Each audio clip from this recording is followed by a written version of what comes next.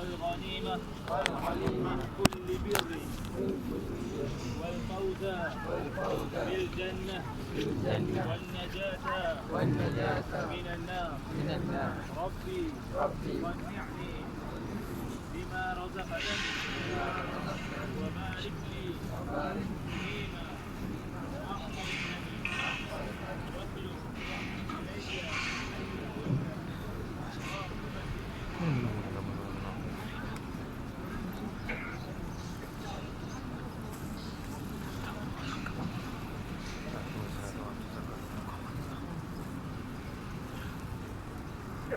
واخلق إلي